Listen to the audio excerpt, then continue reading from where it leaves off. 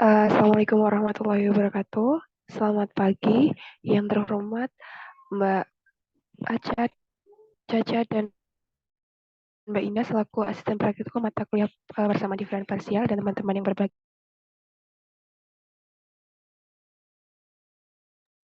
Pada pagi hari ini kami akan menjelaskan mengenai beberapa penerapan persamaan diferensial dalam kehidupan sehari-hari. Di sini kami menggunakan penjelasan persamaan gelombang dengan metode D'Alembert. Sebelum itu, izinkan kami memperkenalkan anggota kelompok kami, yaitu kelompok 8, dengan saya sendiri Erma Giganti dengan NIM akhir 011, teman saya yaitu Siti Isnaini dengan NIM akhir 46, dan Windy Nurlaila dengan NIM akhir 78. Langsung saja kita ke pembahasan materi kali ini.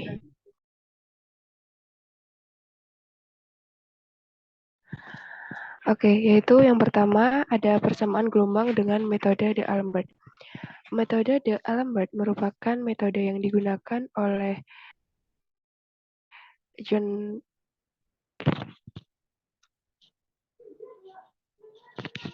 D'Alembert pada 1717 sampai 1783 dalam menyelesaikan persamaan gelombang.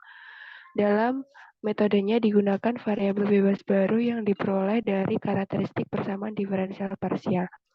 Sebelum diperoleh variabel bebas baru, terlebih dahulu nilai atau akar-akar penyelesaian pada persamaan diferensial parsial atau PDP ditransformasikan.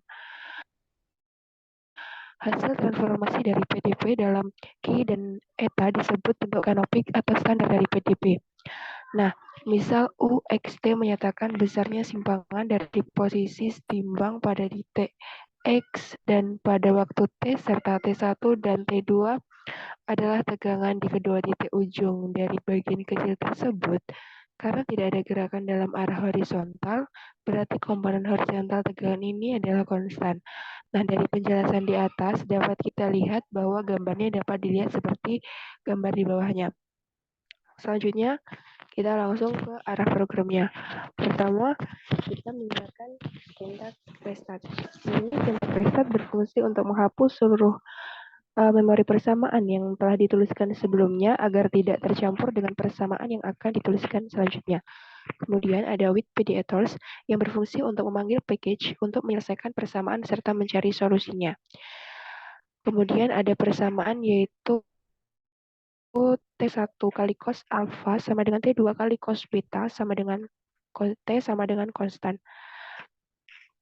Nah, pada persamaan satu ini menghasilkan false atau salah dikarenakan persamaan yang kita definisikan itu tidak terdefinisi di mapper.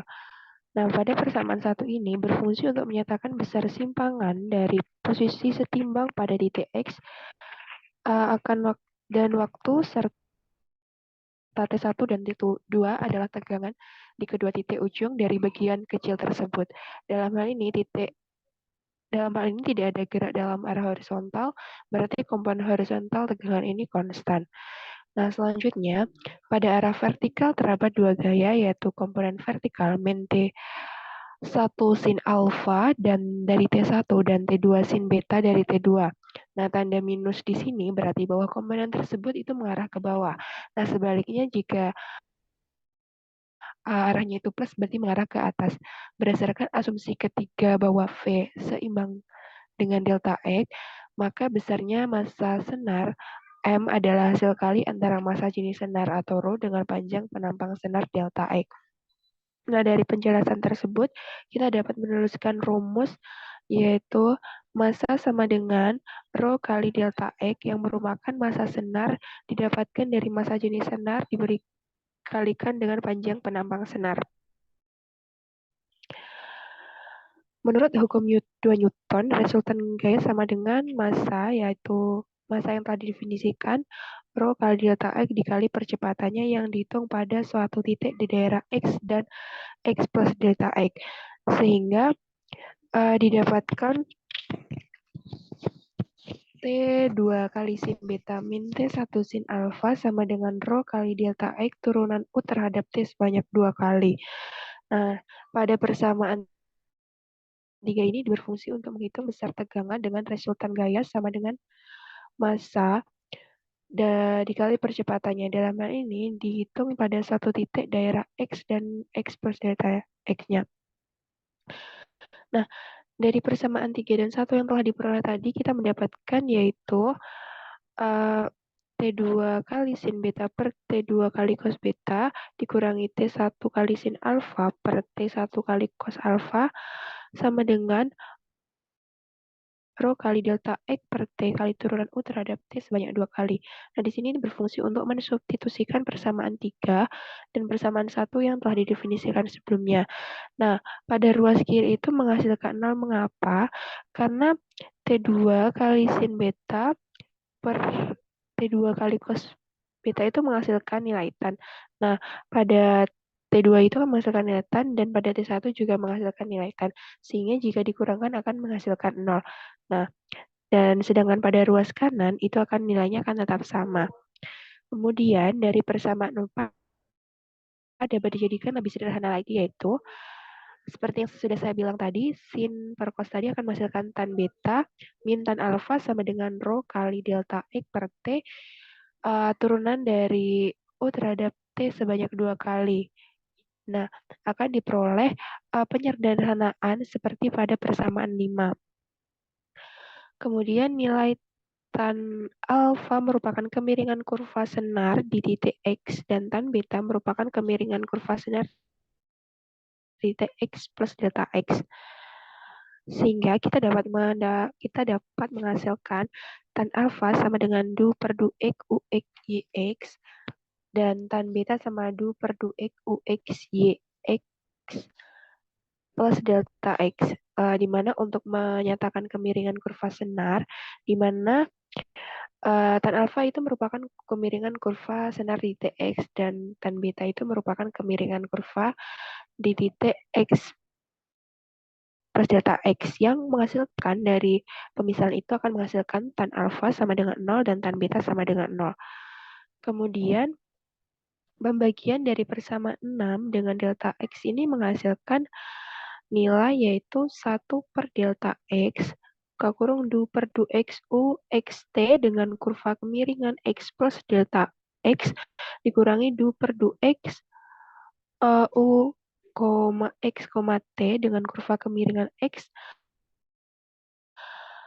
sama dengan rho per T turunan dari U terhadap T sebanyak 2 kali. Nah, ini untuk melakukan pembagian pada persamaan 6 dengan delta X ini akan menghasilkan nilai seperti pada persamaan 7. Nah, dari persamaan 7 ini, apabila delta X-nya itu mendekati 0, akan menghasilkan fungsi atau rumus yang pada persamaan 8 yaitu du kuadrat per du T kuadrat UXT sama dengan T per rho kali 2 kuadrat per du X kuadrat UXT. Nah, kemudian karena T ini menyatakan tegangan yang selalu bernilai positif, dan rho ini menyatakan massa jenis yang bernilai positif, jadi kita bisa memisalkan T per rho ini karena T per rho ini sama-sama akan menghasilkan nilai yang bernilai positif. Jadi kita misalkan T per rho ini sebagai C kuadrat. Sehingga kita mendapatkan rumus yaitu du kuadrat per du T kuadrat UXT sama dengan C kuadrat du kuadrat per du X kuadrat UXT. Nah, dari persamaan 9 ini, kita dapat menghasilkan atau kita mendapatkan hasil permodelan bentuk persamaan gelombang yang berbentuk persamaan diferensial partial order 2. Kemudian, selanjutnya, seperti yang dijelaskan tadi, bahwa pada tugas ini kita menggunakan dua metode penyelesaian pada persamaan gelombang. Yang pertama yaitu metode penyelesaian persamaan gelombang dengan metode D'Alembert, dan kedua metode dengan penyelesaian dengan metode pemisahan. Nah, pada bagian saya akan menjelaskan mengenai metode D'Alembert. Yang pertama yaitu kita menggunakan sintak restart lagi yang berfungsi untuk menghapus seluruh memori persamaan yang dituliskan sebelumnya agar tidak tercampur dengan persamaan yang akan dimasukkan selanjutnya. Kemudian ada with PDETOS berfungsi untuk memanggil package yang menyelesaikan persamaan serta mencari solusinya. Kemudian ada turunan U terhadap turunan U terhadap T sebanyak 2 kali sama dengan C kuadrat, turunan terhadap U sebanyak X sebanyak 2 kali, di mana ini merupakan bentuk persamaan gelombang yang telah didefinisikan sebelumnya pada persamaan 9. Nah, selanjutnya untuk memperoleh nilai awal, ada dua kondisi yang berlaku, yaitu simpangan awal dan kecepatan awal secara vibrasi. Dengan misalkan fx sebagai simpangan awal dan gx sebagai kecepatan awal, maka kondisi awal pada permasalahan gelombang dapat ditulis sebagai Ux, 0 sama dengan fx ini mendefinisikan nilai awal di mana fx ini dimisalkan sebagai simpangan awal. Kemudian ada Ut x,0 gx mendefinisikan nilai awal dari Gx dimisalkan sebagai kecepatan awal. Nah, sebelum pengerjaan dengan metode D'Alembert, terlebih dahulu kita perlu mencari nilai karakteristik untuk persamaan gelombang ini. Nilai karakteristik ini dalam metode D'Alembert ini digunakan sebagai variabel baru seperti yang telah saya jelaskan pada penjelasan di awal tadi. Selanjutnya, pada persamaan 7 ini dibentuk ke dalam persamaan umum PDP order 2 dengan memisalkan Y sama dengan CT, maka YT sama dengan C dengan menggunakan aturan rantai. Sehingga kita mendapatkan YT didefinisikan sebagai C, yaitu mendefinisikan YT sama dengan C dengan misalkan Y sama dengan CT yang diperoleh dari persamaan 7 yang dibentuk ke dalam persamaan umum PDP order 2. Untuk selanjutnya akan dijelaskan oleh teman saya. Terima kasih.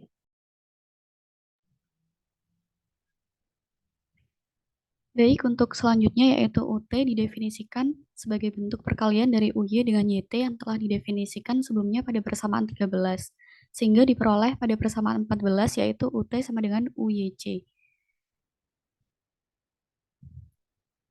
Kemudian pada persamaan berikutnya yaitu UTT didefinisikan sebagai bentuk perkalian dari UTY dengan YT dengan menggunakan aturan rantai.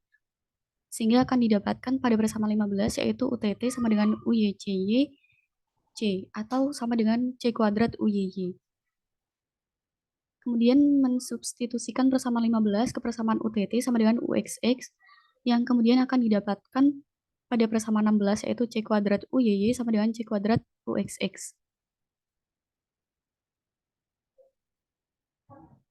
Atau dapat ditulis kembali menjadi UXX dikurangi UYY sama dengan 0. Pada persamaan 17. Kemudian dari persamaan RUXX plus 2SUXY plus TUYY sama dengan F, maka pada persamaan 14, nilai R sama dengan 1, S sama dengan 0, dan T sama dengan min 1. Selanjutnya nilai tersebut disubstitusikan ke persamaan 3. Kemudian menuliskan F sama dengan R, 2 kuadrat per 2X kuadrat, UXY plus 2S, 2 kuadrat per 2Y 2X, UXY plus T, 2 kuadrat per 2Y kuadrat UXY pada persamaan 18. Kemudian melakukan pendefinisian pada persamaan 18 dengan memberi nilai R sama dengan 1, S sama dengan 0, dan T sama dengan min 1.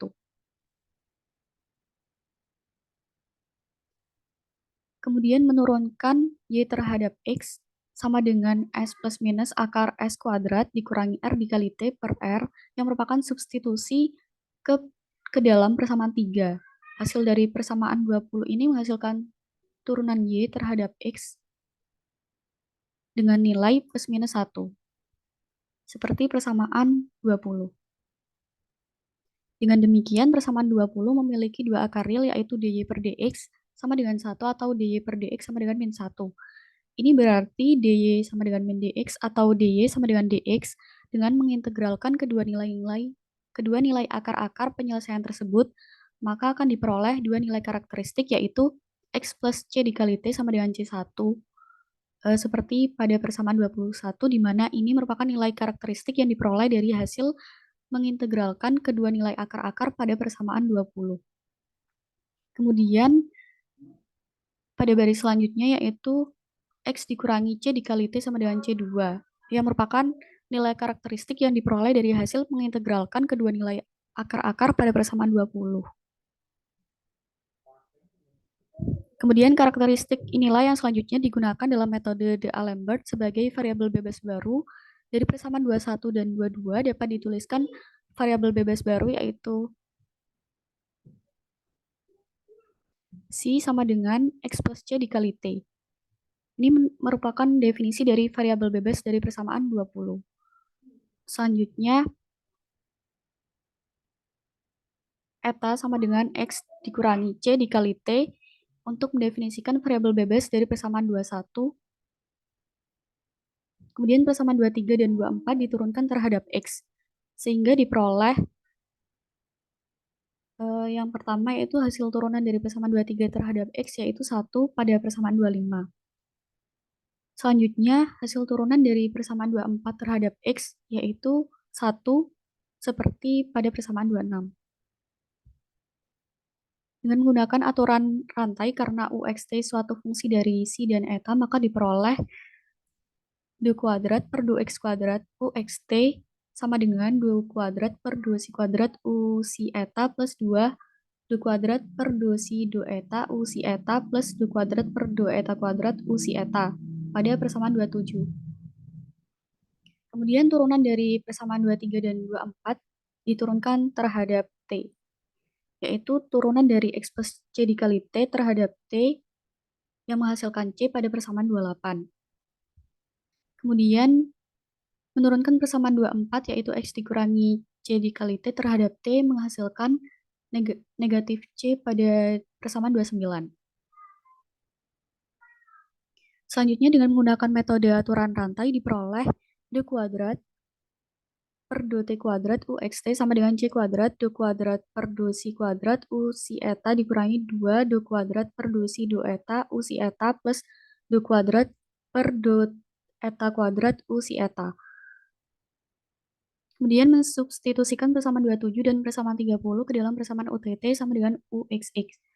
Sehingga diperoleh pada persamaan 31 yaitu C kuadrat 2 kuadrat per 2C kuadrat UC eta dikurangi 2 kuadrat per 2C 2 eta UC eta plus 2 kuadrat per 2 eta kuadrat UC eta sama dengan C kuadrat 2 kuadrat per 2C kuadrat UC eta plus 2 kuadrat per 2C 2 eta UC eta plus 2 kuadrat per 2 eta kuadrat UC eta. Kemudian menyederhanakan persamaan 31 sehingga akan didapatkan hasil yaitu 4C kuadrat 2 kuadrat per 2C 2 eta UC eta sama dengan 0 pada persamaan 32. Kemudian berdasarkan asumsi kedua bahwa T tidak akan sama dengan 0, maka C kuadrat tidak akan sama dengan 0. Dengan demikian dapat diambil,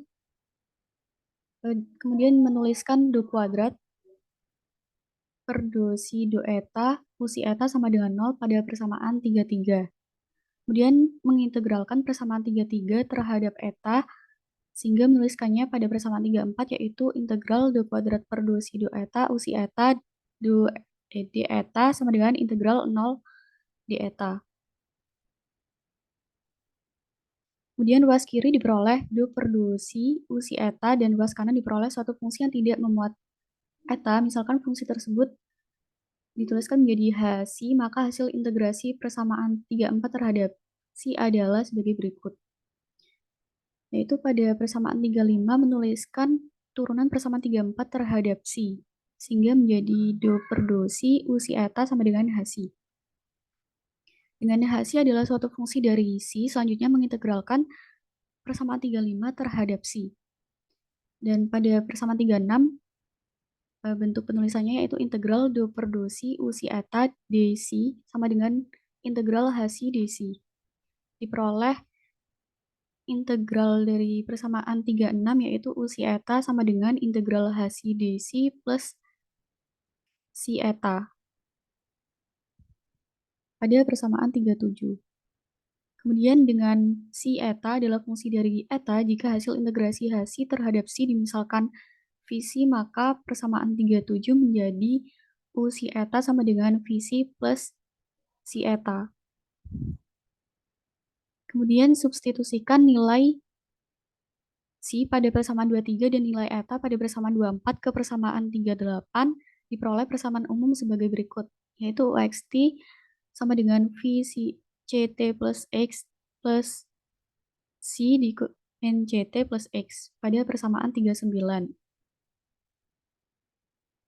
Persamaan 39 diturunkan terhadap T, maka akan diperoleh d per T UXT sama dengan dV CT plus XC dikurangi si 1, min CT plus XC, yaitu pada persamaan 40. Untuk memperoleh penyelesaian khusus, maka harus mengikuti kondisi awal pada persamaan 11 dan 12, yaitu dengan memasukkan nilai T sama dengan 0, sehingga T sama dengan 0 disubstitusikan ke persamaan 39, sehingga menjadi UX0 sama dengan VX plus CX pada persamaan 41. Kemudian mensubstitusikan nilai T sama dengan 0 pada persamaan 40, sehingga div UX0, 0 sama dengan dv XC dikurangi si 1, XC pada persamaan 42.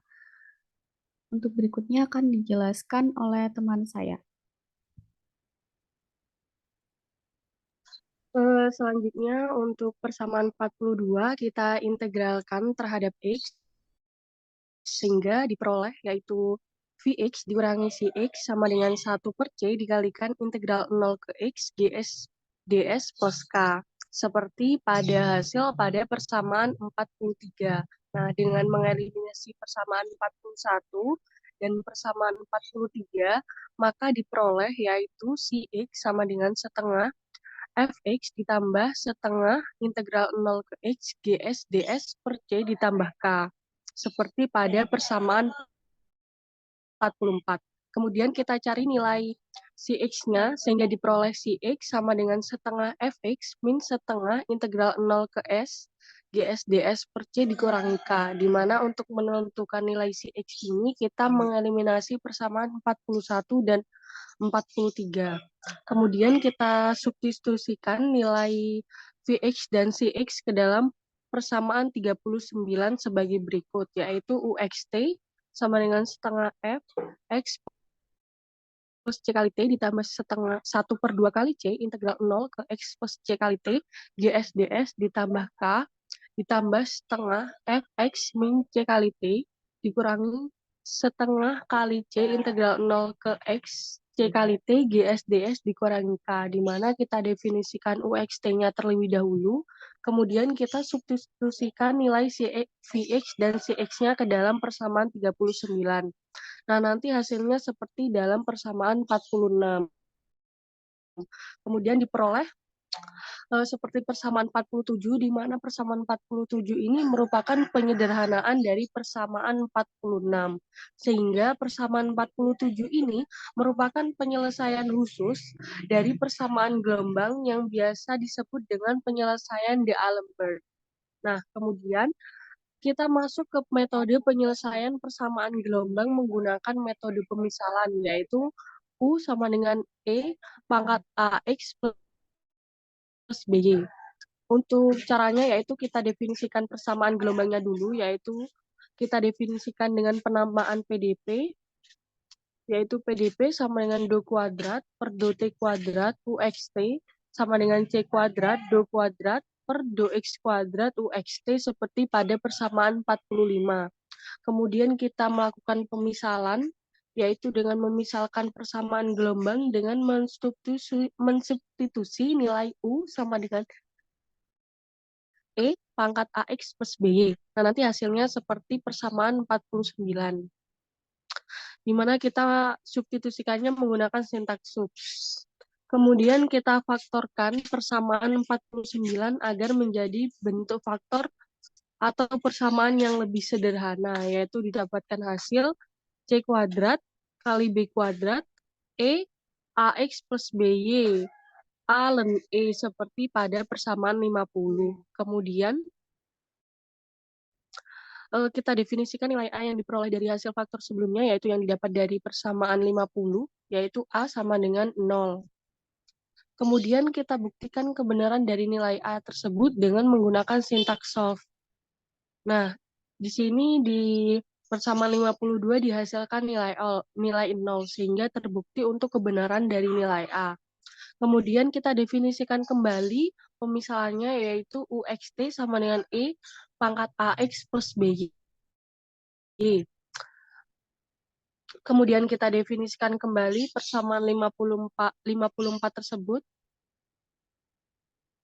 Kita definisikan kembali. Kemudian kita substitusikan nilai A ke persamaan 53, yaitu kita menggunakan sintaks subs 51,53. Nah, ini untuk mensubstitusikan nilai A ke dalam persamaan 53, sehingga didapatkan UXT sama dengan E pangkat BY. Karena A bernilai 0, maka AX-nya tidak usah dimasukkan. Nah, kemudian UXT sama dengan E pangkat BY. Kita definisikan kembali persamaan 54 itu. Kemudian kita tuliskan solusi umumnya, yaitu solusi umum sama dengan FY, yaitu kita definisikan kembali persamaan umumnya agar tidak terjadi kesalahan pada akhir pemrograman ini. Kemudian kita tes solusi umumnya. Sebelum kita tes solusi umum, kita lakukan restart terlebih dahulu, yaitu restart ini berfungsi untuk menghapus seluruh memori persamaan yang dituliskan sebelumnya agar tidak tercampur dengan persamaan yang akan dituliskan selanjutnya. Nah, untuk tes solusi umum, kita definisikan kembali persamaan umumnya, yaitu UXT sama dengan FY, seperti persamaan 57. Kemudian kita buktikan kebenaran dari solusi umum, di mana solusi umum yang telah dicari ini merupakan solusi yang tepat karena bernilai 0, seperti persamaan 58. Nah, untuk membuktikannya, kita menggunakan sintak PDTest. Kemudian kita masukkan syarat ke solusi umum, yaitu UXT sama dengan I pangkat BY. Nah, untuk hasilnya seperti persamaan 59. Kemudian kita masukkan syarat ke solusi umumnya, yaitu UX0 sama dengan 3 kali E pangkat 2Y, seperti persamaan 60. Kemudian kita substitusikan nilai A-nya sama dengan 2, nilai E-nya sama dengan 3 dikalikan E ke dalam persamaan solusi umumnya tadi, yaitu hasilnya seperti pada persamaan 61, yaitu 3E pangkat BY. Kemudian kita tuliskan solusi khususnya, yaitu yang terdapat di persamaan 61, sehingga didapatkan solusi khusus sama dengan 3E pangkat BY. Kemudian kita akan tes solusi khusus. Ini sama, kita tuliskan restart dulu. Kemudian kita definisikan kembali solusi khususnya, yaitu seperti pada persamaan 63, yaitu UXT sama dengan 3E pangkat BY. Kemudian kita melakukan pembuktian kebenaran dari solusi khusus. Kita gunakan PDTest, yaitu untuk membuktikan persamaan 63 dengan persamaan 48, di mana pembuktian kebenaran dari solusi khusus ini bernilai benar karena dihasilkan nilai 0. Nah, kemudian kita tuliskan plots untuk persamaan ini, yaitu untuk di mana kita menggunakan sintak plots interaktif, kemudian kita tuliskan persamaannya, yaitu UXT sama dengan setengah dikalikan Fx plus C kali T ditambah Fx min C kali T ditambah 1/2 kali C, di mana ini fungsinya untuk menggambarkan grafik plot 3 dimensi. Nah, untuk gambar grafik plot 3 dimensinya seperti yang ada di layar. Kemudian dari praktikum ini kami memperoleh kesimpulan, yaitu dalam praktikum ini kami menggunakan 2 metode dalam penyelesaiannya, yaitu penyelesaian persamaan gelombang dengan metode D'Alembert dan menggunakan metode pemisalan, di mana dari metode yang telah dilakukan tadi didapatkan hasil, yaitu untuk solusi khusus dari persamaan gelombang dengan metode D'Alembert menghasilkan UXT sama dengan setengah kalikan Fx plus C kali T ditambah Fx min C kali T ditambah 1/2 kali C integral X min C kali T sampai X C kali T GS DS. Nah, untuk solusi khusus dari persamaan gelombang dengan metode pemisalan menghasilkan 3E pangkat BY. Nah, sekian untuk presentasi praktikum dari kelompok kami. Kurang lebihnya mohon maaf. Wassalamualaikum warahmatullahi wabarakatuh.